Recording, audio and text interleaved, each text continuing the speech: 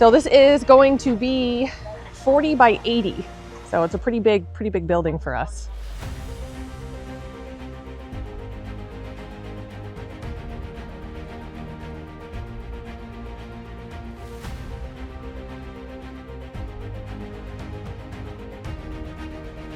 This building is made by Toro Steel of the Quonset that we built over last winter.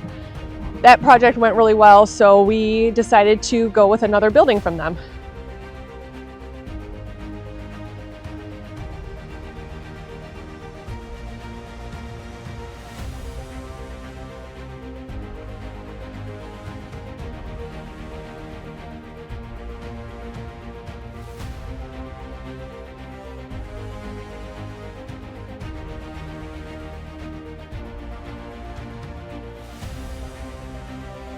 And I will see you guys later. Thank you guys for watching.